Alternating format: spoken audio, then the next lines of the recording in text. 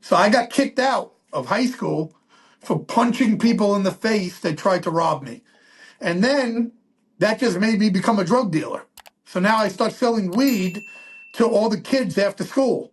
That became my new job. As I get kicked out of high school, so I'm like, what the fuck am I going to do? And then I somehow get this hookup to sell weed through somebody, and they're giving me like a pound, and now I'm breaking shit down.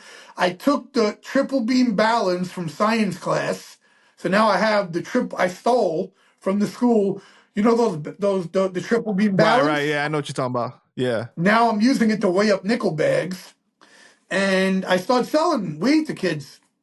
And Right, because you were DoorDash before DoorDash. That was what made you so successful, right? You were delivering. yeah, I would deliver because the cool thing is that a lot of people that didn't deliver, they would lose business to me. So you could beat me, and I would even come at 1 a.m. and take my car or bike at the time, and I would go all the way to the projects. If I wasn't, maybe I didn't live in the projects at a certain point. We moved out after like eight years of living there, and we moved back to Canarsie, and I would deliver to as far as to the projects, everyone in Canarsie, and all surrounding areas, and And any time too, right? right, and so you get people that are like, well, I could beat Ronnie. They didn't know me as Necro then. I could beat Ronnie at 1 a.m. and he'll come deliver it. So I was making a lot of money, for somebody that young, making 300 a week, 400 a week. Back then, you might have to work minimum wage, 350 an hour to make 300 bucks. Work a whole fucking 40-hour week. So when I started making money like that, that was dope to me. And So wait, your brother at the time, did he graduate high school or he got kicked out too, like you? I think he did GED also. He did GED. We both did GED shit. I got kicked out of my GED class.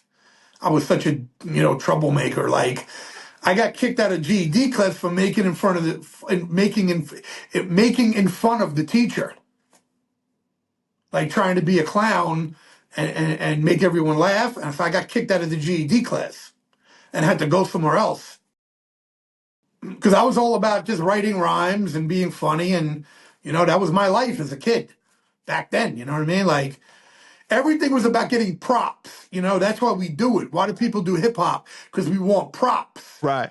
Which goes back to me being in the first video from Black Moon. Who got the props? Everything was about you do hip hop, you become dope, so that people, your peers, will give you dap. Oh, that's dope. Oh shit. Oh, those sneakers are dope. Like I had Columbia rain suits when nobody had them. Did you ever wear Columbia rain suits? No.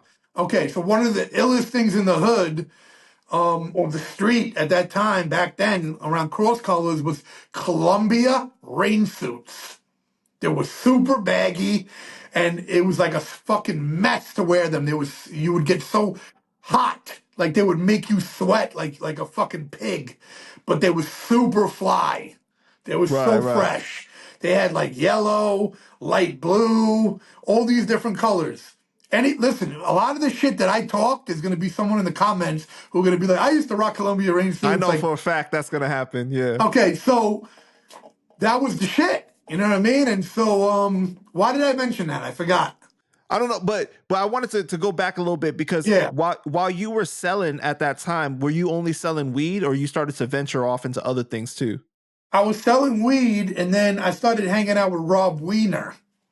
Rob Weiner was a Jewish kid who lived in the projects, who was 8 years older than me.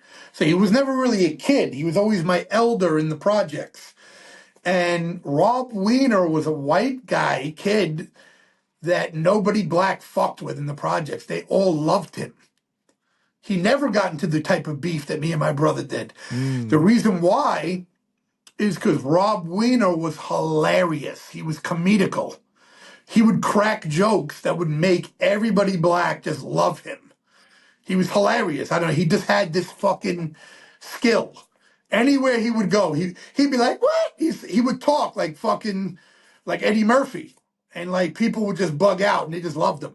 So Rob at this time became a coke dealer for some Italian guys in Mill Basin who ran shit and all that. And he was their main delivery. And he was awesome because he would run red lights with coke and nobody would wait. And he very fast delivery. And all the people who he delivered to loved him. So I started hanging with him. He became I always knew him as a little kid and never hung with him, but then we got close as I got older. So I kind of became the bodyguard because what would happen was he wasn't really like a fighter type of guy. Right. And I became more of a thug, as I got older. So him being a coke dealer, there would be coke people, and they would come to the fucking car, maybe try to talk shit.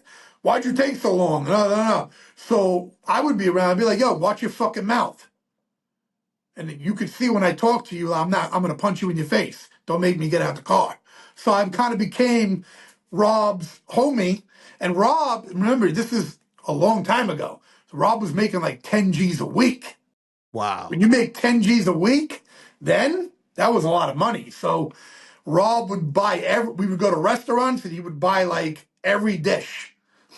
Like, like it was, I'd never seen anybody like it was the first time I hung with someone who quote unquote was a baller, who had money like that. And so I was never per se the coke dealer. I was more like the muscle for Rob when he would ride around. And Rob would pay for everything. So Rob paid for my first movies in college. When I did my 2 movies, 187 Reasons Why and The Devil Made Me Do It, that was funded through drug money from Rob. And Rob took me to my first hibachi restaurant. Like, he opened up my eyes to a lot of shit because I used to be like, yo, let's get pizza. All I knew was pizza and burgers. I never knew what hibachi was. What the fuck is that? Japanese food? He's like, come with me, you're going to love it. This guy orders like 20 dishes. I'm like, bro, you can't even eat it. He goes, I like to order 20 dishes so I can take a little bit from each one and enjoy. He would go to a restaurant and create his own buffet on the table. Because listen, if you're making 10 G's, what is a $500 meal? Nothing. Right.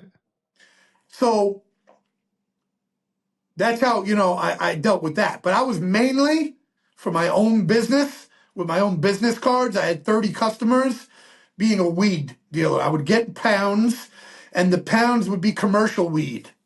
It wouldn't be the good weed. See, Rob would have the good weed, hydroponics, the shit that'll crush you with a joint. I would get the weed that's called commercial. So it would be all the shake and all the leftover, and then it would be a cheaper pound because you would get a fat pound, and I could make nickels that were huge. So I would have nickels that would be like this big. And so all the hood people, when I say hood people, I'm talking even white people. All the people that were hood, white girls, white guys, blacks, anybody who's in the street that hangs out on corners and in parks that listens to hip hop, they loved me because you could make like 4 blunts with one of my nickels. They didn't want to get like a better quality and just have like a little tiny little blunt or a little joint. They weren't trying to pay $20 for, Right. the skunk. They were like, oh, I can make 4 blunts with your nickel. So that gave me a market. So I was able to have like 30 customers that I delivered to. And listen, I'm talking like I'm only like 15, 16 now. So that was pretty dope. So my first hustling before hip hop was actually drug dealing. Mm-hmm. But I never made it to like the levels of like the Jay-Z's and, with that type of shit, Right. but I dabbled in it. I listen, I had to deal with the kind of shit where if you owed me $5, I would literally feel like I had beef with you and had to threaten your life. Back then, if you owed me, because there'd be people that'd be like, yo, let me get a nickel, I'll give you $5 next week. And I'd be like, all right. And then if you didn't give me the nickel, that's my reputation right there. Because what happens is word will start getting around, oh, I took a nickel from him and didn't give it back to him. And people will think I'm a sucker. So I would have to tell certain people, yo, you owe me that 5, or I would have to chase you down and threaten you. Like, yo, I'm going to fuck you up. So anyone who's hood, who sells shit, small time, or will understand what I'm talking about. Like, back then, that's your word. You know what I mean? So you will have to get gully on somebody over $5. I'm sure 50 Cent brought it to people over very little amounts of money Yeah, back then. yeah. You know what I'm saying? Like back then, $10 is crazy. Somebody owes you $10 and they're dodging you. That's beef. Well, we have to remember too, the inflation now. I mean, that's a lot more money back then. You know, that's like owing That you too. like $30 now or something like that. You know what I mean? I mean, definitely it was. Well, remember, for $5, you could get a combination plate back then. Right. A combination plate is rice, chicken nuggets, a small wonton soup, and an egg roll, and a soda for five That's bucking bucks. that's So crazy. that's a meal right there. So you owe me $5, but here's the thing: it was mainly principle. The principle that you would try to play me when I'm very much outside every day in the street, and I'm gonna see you in person sometime, and you're telling me you should fear me, not to play me. So if you're trying to play me, you're basically saying, fuck that motherfucker. He's a bitch. I ain't giving him his shit back. And like you said, it's your reputation too. Listen. I didn't have a lot of instances where people try to play me. Just know that. But I'm saying there was the occasion where I had to bring it to people.